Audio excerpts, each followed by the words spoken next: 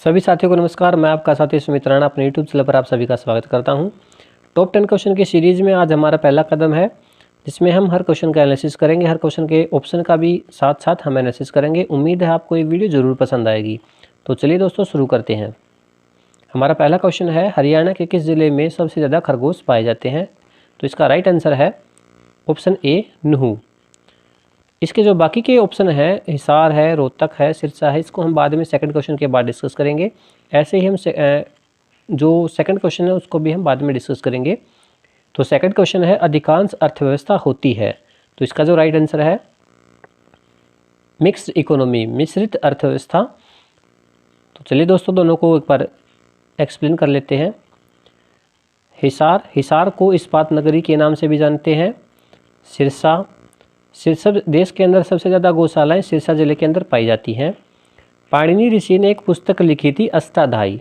उस पुस्तक में भी सिरसा जिले का जिक्र है, सिरसा नाम का जिक्र है। पहले सिरसा जिले का जो पहले नाम था वो सिरिस्का था। तो सिरिस्का के नाम का जिक्र है और महाभारत में भी सिरिस्का नाम का जिक्र है। तो सिरसा को हम संतों की नगरी, डेरों की भूमि और वन नगरी के नाम से भी जानते हैं।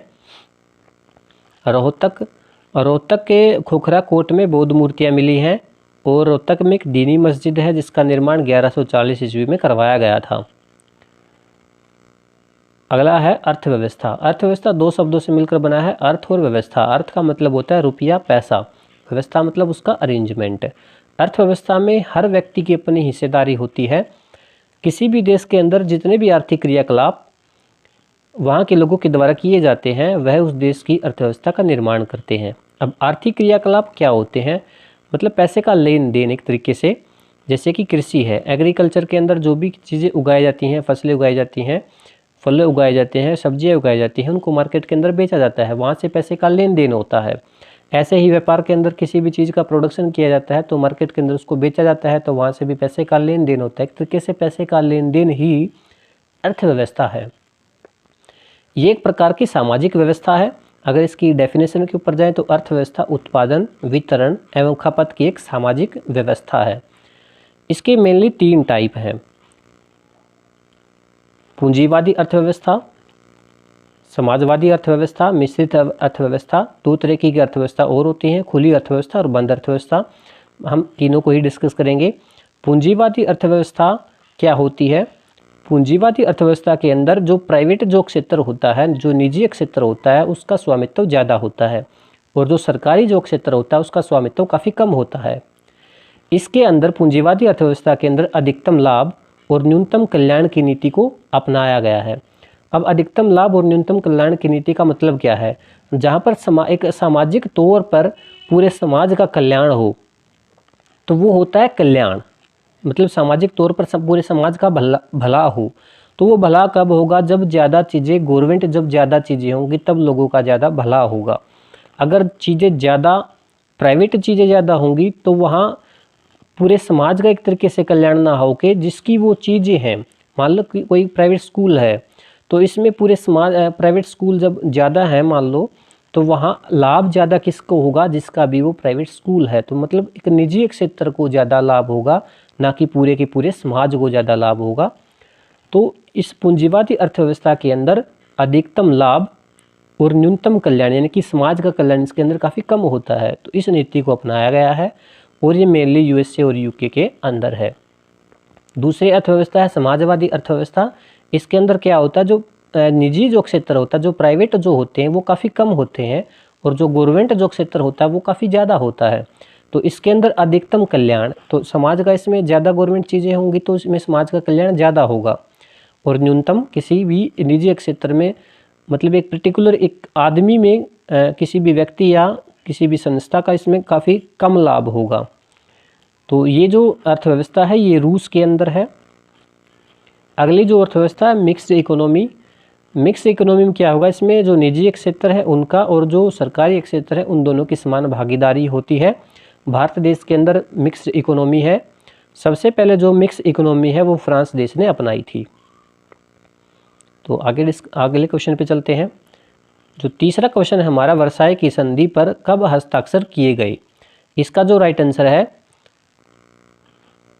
ऑप्शन बी 1919 में वर्साई की संधि पर हस्ताक्षर किए गए थे। अगला जो क्वेश्चन है एजीपी क्या होता है? एजीपी की फुल फॉर्म यहाँ पे इसने पूछी है एक्सेलरेटेड, इसका जो राइट आंसर है एक्सेलरेटेड ग्राफिक पोर्ट। तो चलिए दोस्तों पहले क्वेश्चन को डिस्कस कर लेते हैं एक बार, तीसरे को क्वेश्चन को। वर्साई की संधि 28 जून 1919 को फ्रांस की राजधानी पेरिस में स्थित वर्साई राजमहल में मित्र राष्ट्र और जर्मनी के बीच हुई थी। देखिए 1914 से 1918 तक जो फर्स्ट वर्ल्ड वॉर है वो हुआ। वहाँ पर क्या हुआ, फर्स्ट वर्ल्ड वॉर जैसे 1918 के अंदर ख़त्म हुआ था वो वर्साई की संधि से ही ख़त्म हुआ था। 1919 में इस संधि के ऊपर हस्ताक्षर किए थे जर्मनी ने, और जो ये संधि हुई थी ये वर्साई राजमहल में हुई थी, मित्र राष्ट्र और जर्मनी के बीच हुई थी। इस संधि में हर शर्त जर्मनी के विरोध में थी, जो भी इसमें शर्तें रखी गई थी वो हर शर्त जर्मनी के विरोध में थी, और ना ही शर्त बनाते समय जर्मनी को बुलाया गया। मतलब जब वो मीटिंग हुई थी वहाँ पे तो जर्मनी को बुलाया भी नहीं गया था, और ना ही उससे कोई सुझाव लिए गए थे। जबरन उस जर्मनी के ऊपर थोप दी गई थी। जो भी मित्र राष्ट्र थे, ब्रिटेन था, फ्रांस थे, तो उन्होंने सिर्फ अपने लाभ के लिए जर्मनी को मतलब जो मित्र राष्ट्र थे उन्होंने कुल मिला के जर्मनी को, मतलब जो वर्ल्ड वार का जो ठीकरा था वो जर्मनी के ऊपर फोड़ दिया, और जर्मनी को ही फर्स्ट वर्ल्ड वॉर का जिम्मेदार बना दिया। और जो भी प्रतिबंध जो भी प्रतिबंध थे कुल मिला के सारे प्रतिबंध जर्मनी के ऊपर ही लगा दिए गए वर्साई संधि के तौर पर। और उसको बता दिया गया, मतलब अगर इस संधि को अगर वो नहीं मानता है जर्मनी तो उसके ऊपर हमला किया जाएगा। तो जर्मनी के पास और कोई दूसरा विकल्प नहीं था, तो उसने इस संधि को स्वीकार कर लिया और हस्ताक्षर कर दिए गए। क्या क्या उसकी शर्तें थी जब संधि में जो शर्तें थी वो क्या शर्त थी? 10% ज़मीन जो जर्मनी की है वो छीन ली गई, 10% ज़मीन, और उसके सारे उपनिवेश छीन लिए गए। उपनिवेश क्या होते हैं? जब कोई शक्तिशाली देश किसी कमज़ोर देश पर अपनी सामाजिक तौर पर, अपनी राजनीतिक तौर पर, आर्थिक तौर पर अपना दबदबा कायम कर ले किसी कमज़ोर देश पर, तो उसका उपनिवेश बन जाता है। तो उसने छोटे छोटे जो उसके आसपास के जो देश थे उन पर वो जो उनके उपनिवेश थे वो भी छीन लिए गए थे।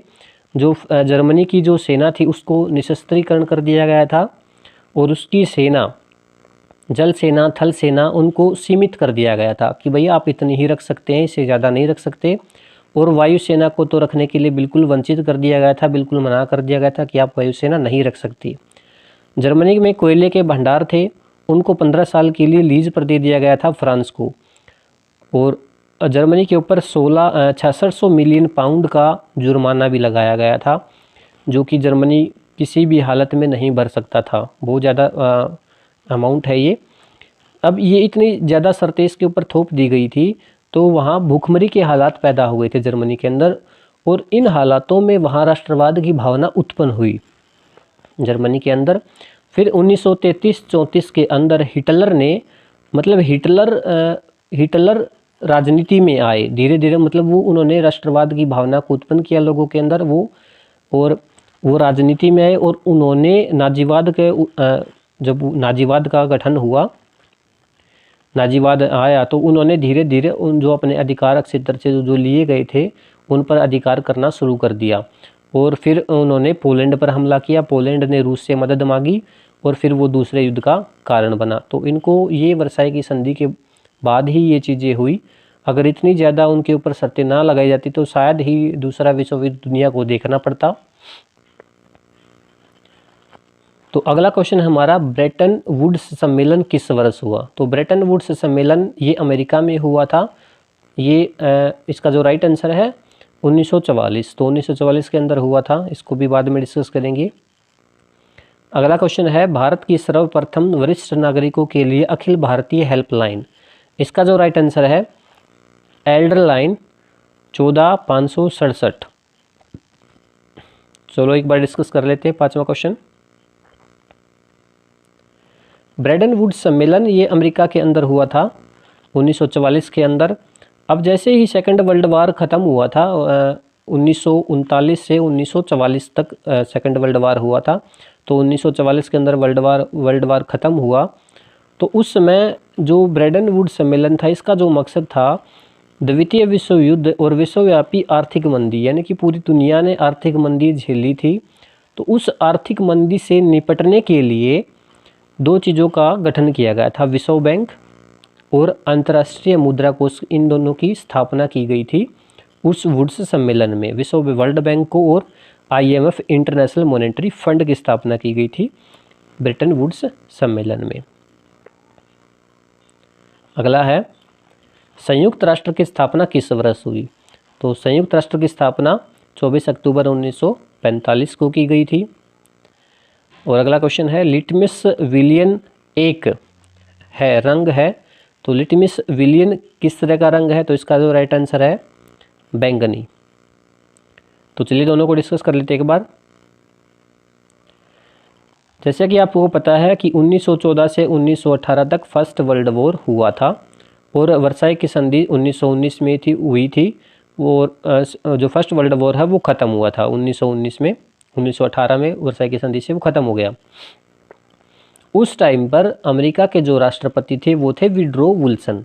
तो उन्होंने 1918 के अंदर 14 सूत्री फार्मूला तैयार किया, वो उन्होंने बताया, और इस 14 सूत्री फार्मूले को उन्होंने 10 जनवरी 1920 में इसको लागू किया। मतलब इसका 14 सूत्री फार्मूले के आधार पर ही, इन्हीं सूत्रों के आधार पर ही 10 जनवरी 1920 को लीग ऑफ नेशन का राष्ट्र संघ का गठन किया गया ताकि भविष्य में एक और विश्व युद्ध ना हो।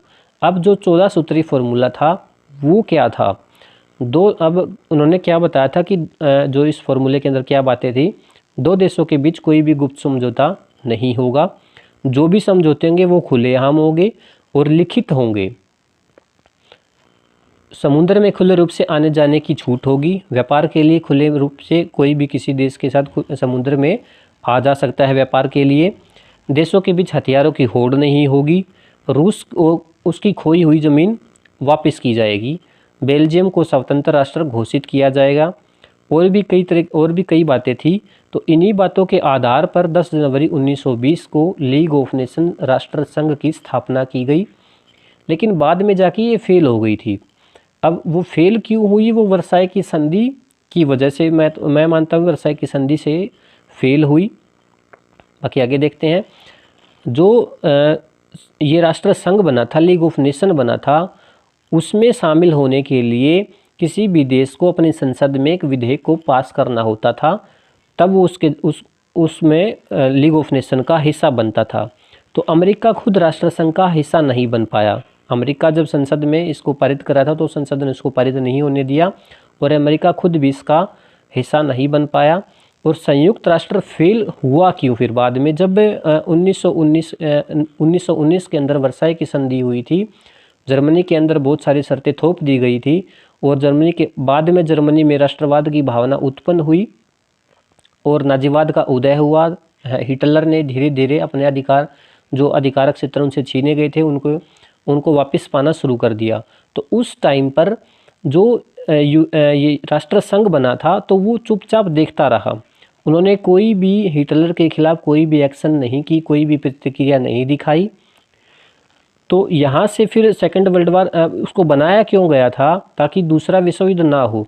लेकिन जब जर्मनी ने पोलैंड पर हमला किया और पोलैंड ने रूस से मदद मांगी, फिर जर्मनी ने रूस पर भी हमला किया, तो ऐसे में सेकंड वर्ल्ड वॉर शुरू हो गया।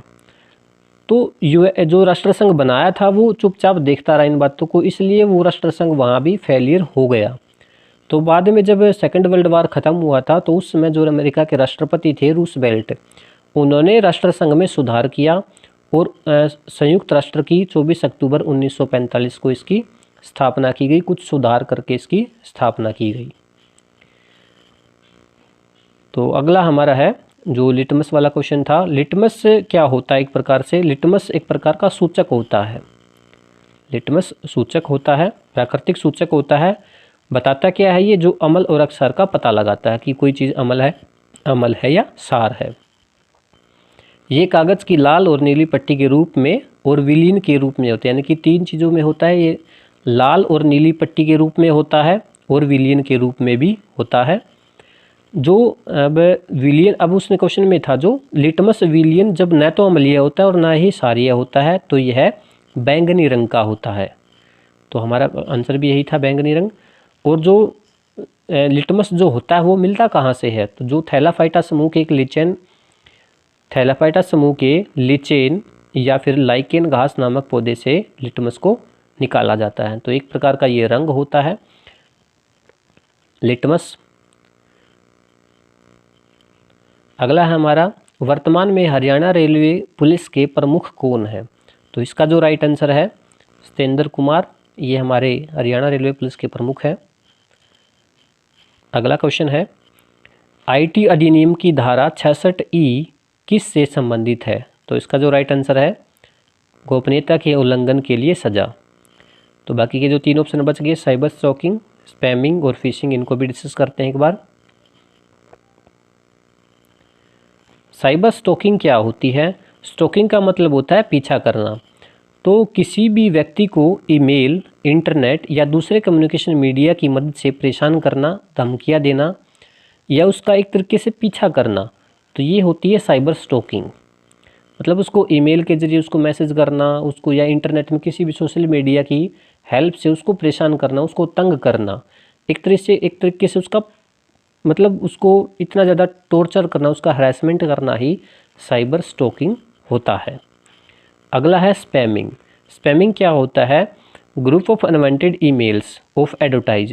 ईमेल के अंदर बहुत सारे ईमेल किसी को भेजना, स्पैमिंग होती है ये। बहुत सारे अनवांटेड ईमेल्स की कोई ज़रूरत ही नहीं है और वो भी एडवर्टाइज के, तो इसको बोलते हैं स्पैमिंग। अगला है फिशिंग। हैकर्स द्वारा इंटरनेट पर नकली वेबसाइट या ईमेल के माध्यम से इंटरनेट यूज़र के साथ की गई धोखेबाजी को फिशिंग कहते हैं। इंटरनेट पर कोई भी नकली वेबसाइट बना के या ईमेल के माध्यम से यूज़र के साथ जो धोखेबाजी होती है उसको बोलते हैं फिशिंग, जिसमें वह आपकी निजी जानकारी को धोखेबाजी से माध्यम से चुरा लेता है और उसका गलत उपयोग करता है। ये होती है फिशिंग, जिसमें उसके साथ धोखा होता है किसी भी तरीके से। और जो स्पैमिंग होती है वो ग्रुप ऑफ अनवांटेड मेल भेजे जाते हैं, ईमेल भेजे जाते हैं एडवर्टाइज के, तो वो होती है स्पैमिंग। और जो स्टॉकिंग होती है वो एक तरीके से पीछा करना होता है, वो किस पे, इंटरनेट पे उसका पीछा करना, मतलब उसको मेल भेजना, गलत तरीके से उसको हरासमेंट करना, उसको धमकियाँ देना, मतलब सोशल मीडिया की हेल्प से उसको एक तरीके से परेशान करना, ये होता है साइबर स्टॉकिंग।